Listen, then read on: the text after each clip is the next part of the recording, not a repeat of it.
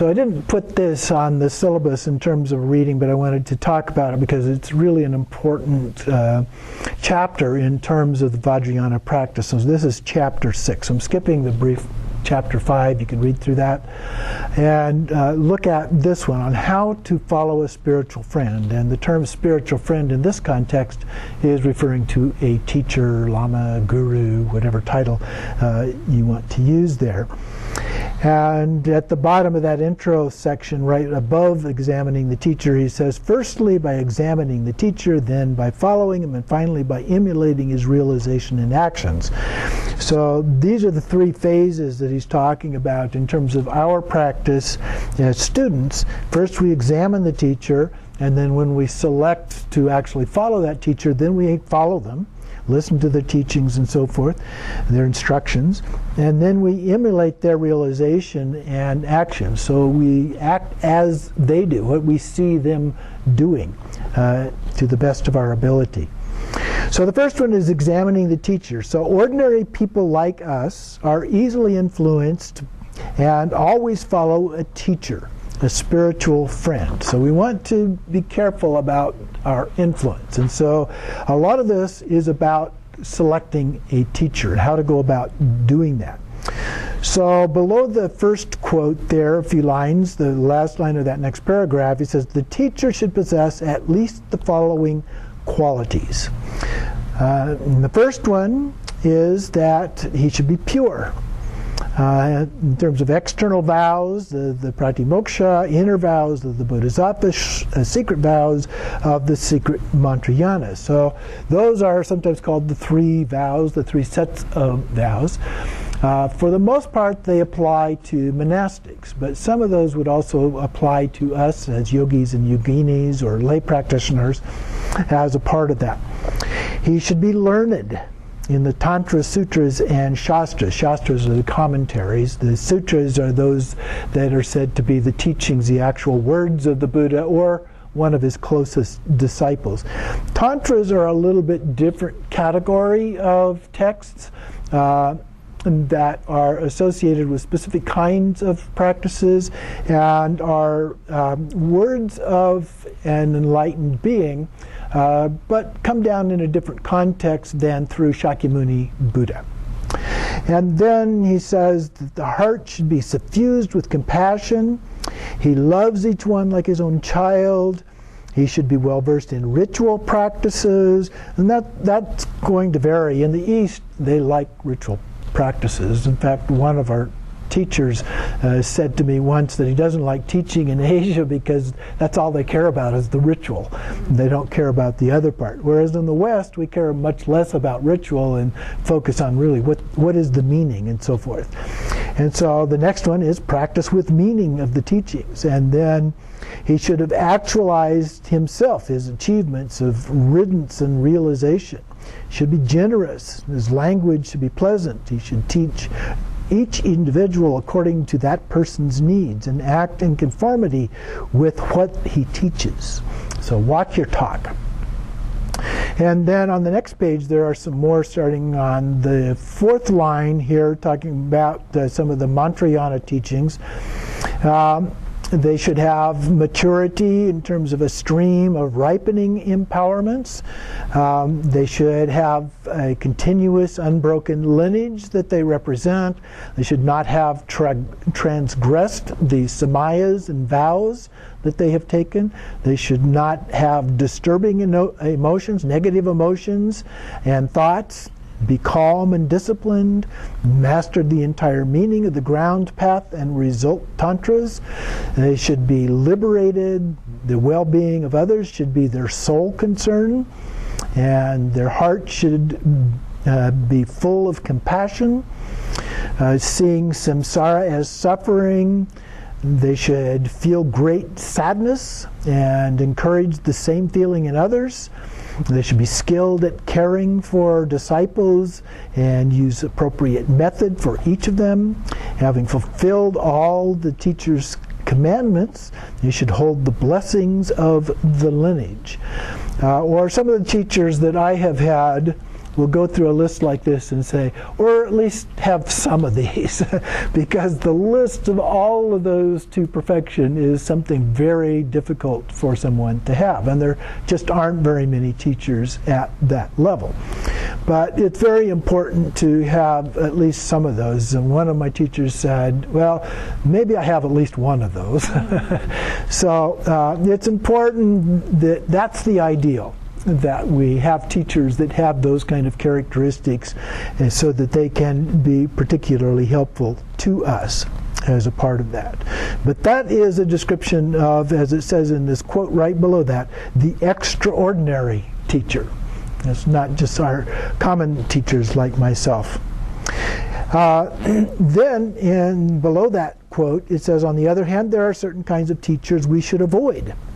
Teachers like a millstone made of wood. They should have no trace of qualities arising from study, reflection, and meditation, and so forth. So if they haven't really studied, they didn't go through a training program, or they haven't put a lot of effort into the study and the actual practices as well, which are very important, then that's a warning sign to be careful about that. And then teachers like the frog that lived in a well. Those that are puffed up with pride by the profits and honors and unaware of the true qualities of great teachers as a part of that. Another group that he says to be aware of are the mad guides. They have very little knowledge, but strong negative emotions, and they're lax in their vows and samayas. And then finally he talks about blind guides. Not a clue. Qualities are in no way superior to your own. They lack love and compassion. So we need to examine them carefully. There are other lists. I have some in my book, Innate Happiness, give some list of different qualities to look for in a teacher. There are some instructions that say that we should look at a teacher, watch their instructions and so forth for a period of up to 12 years. So we certainly don't want to just jump right in. If it's the first Tibetan Lama that we are familiar with, I have seen people jump right in and ask people the first Lama that they've ever had teaching from and ask them to be the root guru. That is a serious commitment. And so you don't want to do that. You want to make sure by listening to teachings over and over again, you don't want somebody to be your root guru that you're going to be turning around and complaining about every time they give teachings because their English is not very good. Things like that. So we need to pay attention to those things, examine them. I don't know that we necessarily need to examine them for a period of 12 years, but certainly before we make a strong commitment to them, we do need to take some looking at them. At the bottom of page 141, it says, never cease to consider him to be a Buddha in person, the embodiment of the compassionate wisdom of all the Buddhas of the 10 directions, appearing in the form of an ordinary human simply to benefit beings. So in the quote there, the teacher with infinite qualities complete is the wisdom and compassion of all Buddhas, appearing in human form for being's sake. He is the unequaled source of all accomplishments.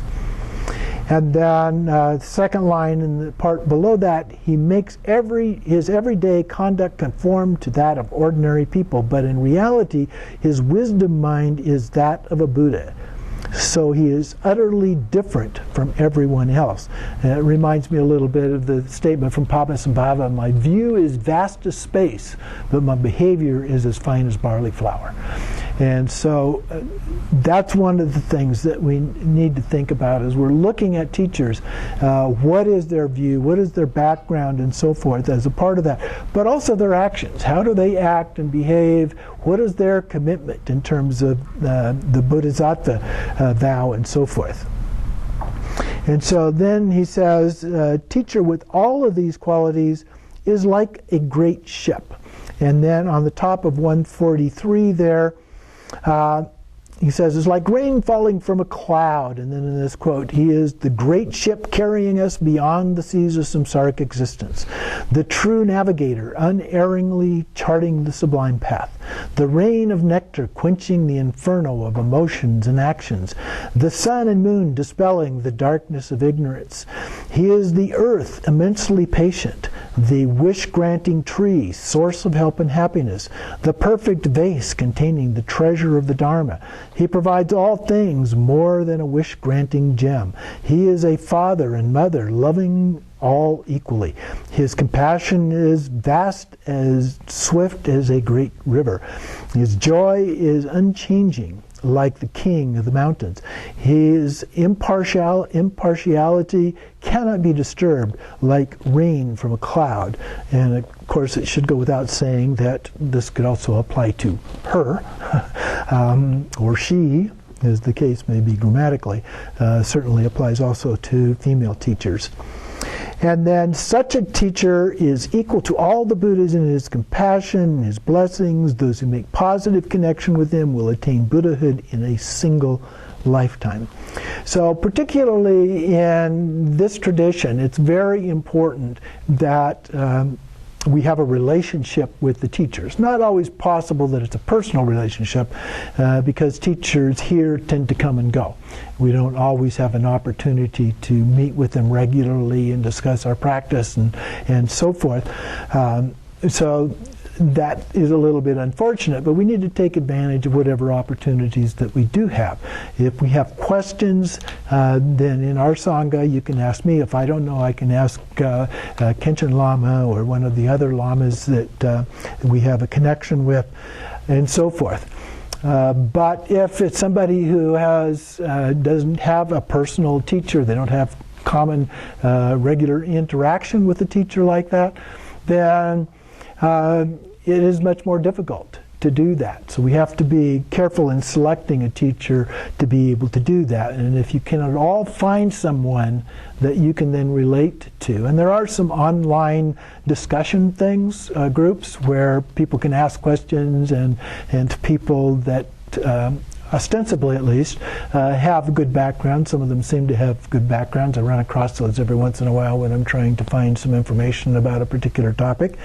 And you can get some good feedback about the meaning of something that you don't understand, or some advice on a particular kind of practice or behavior and so forth. Then the next section is following the teacher. So once we actually select the teacher to follow, then how do we follow that teacher? What are the instructions on that? So it says, well, think of yourself as someone who is sick. Okay? So we're going to a skillful doctor. So the teacher is like this doctor.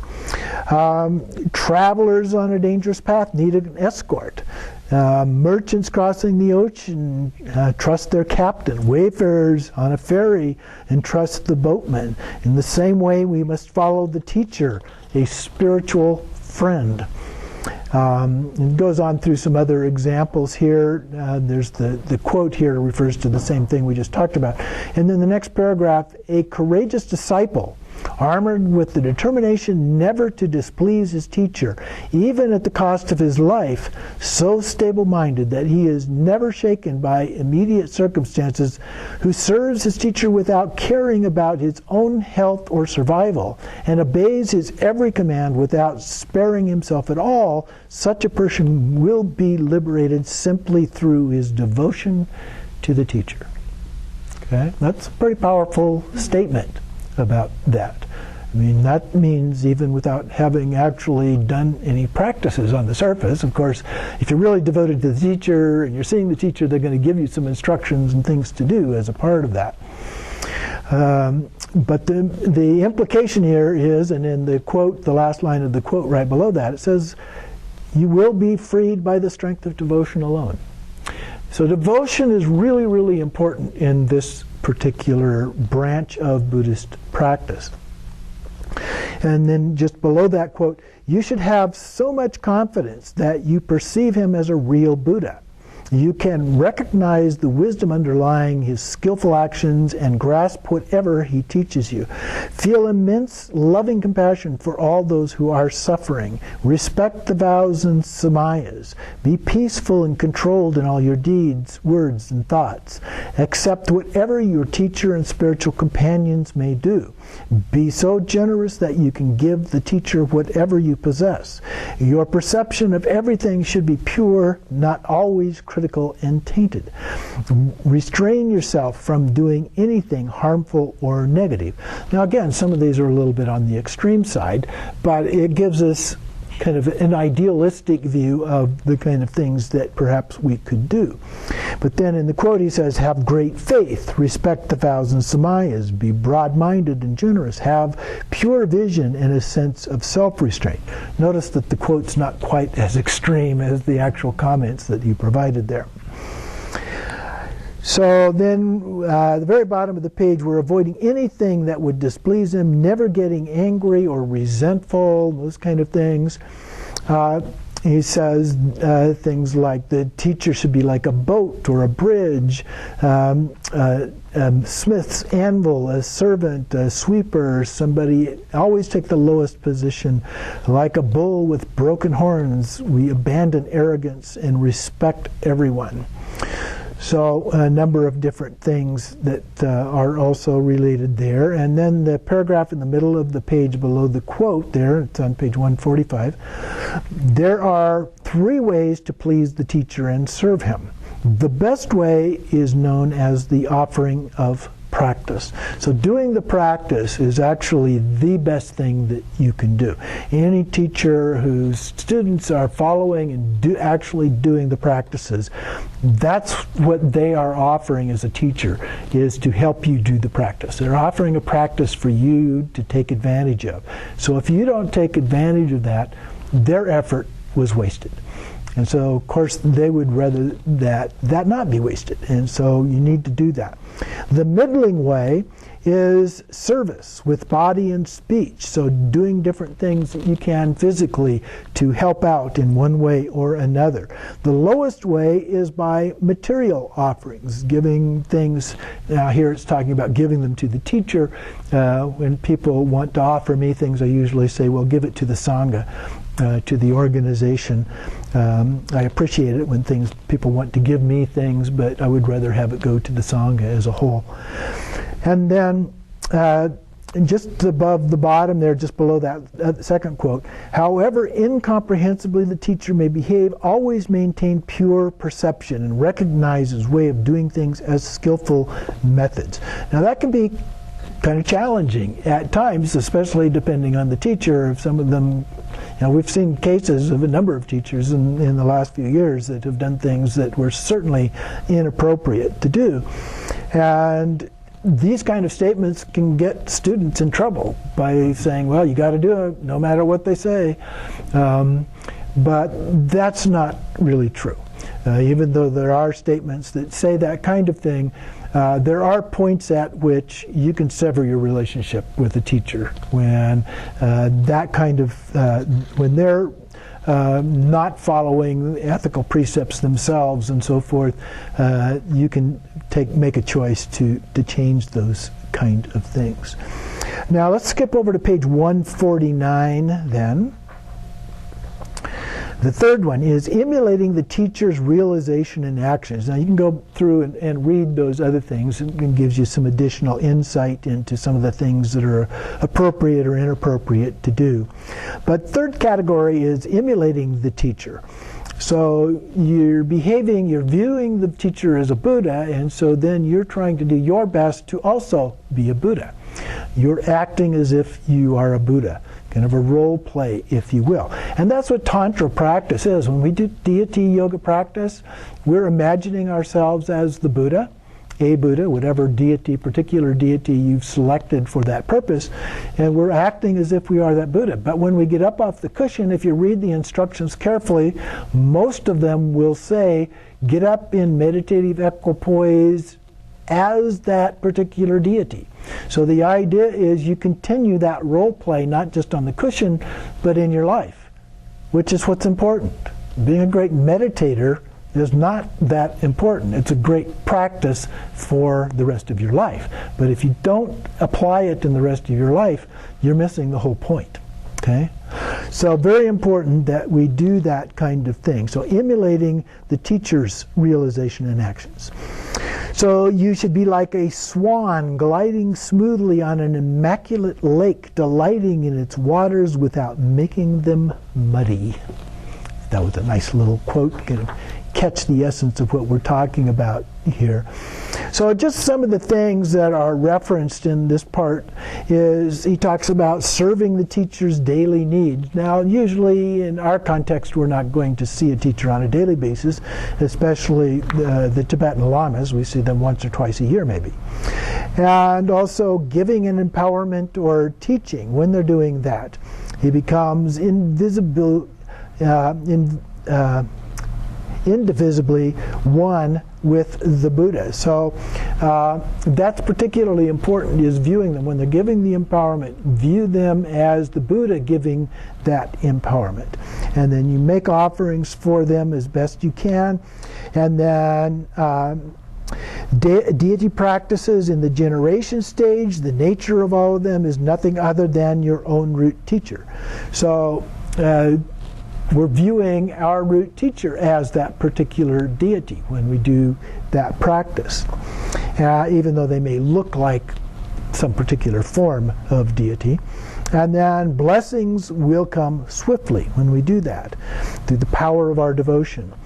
And the teacher is considered an inseparable from all of the Buddhas.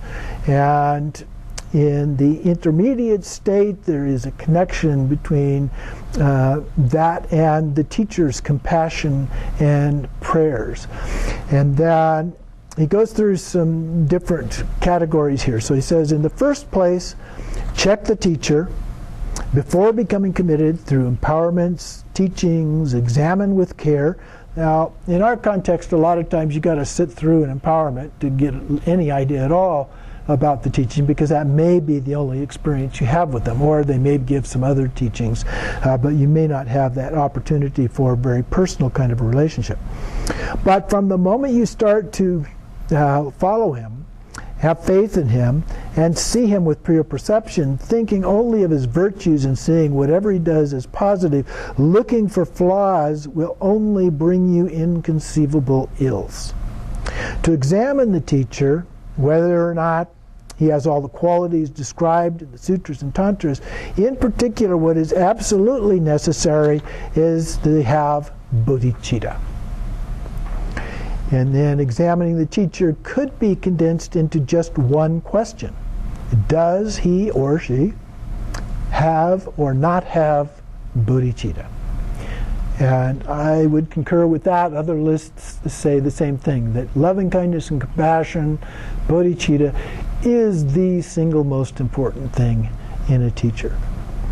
A teacher who lacks bodhicitta may still have selfish desires, cannot properly transform the attitudes of his disciples, will end up being useful only for ordinary concerns in this life. So, very important.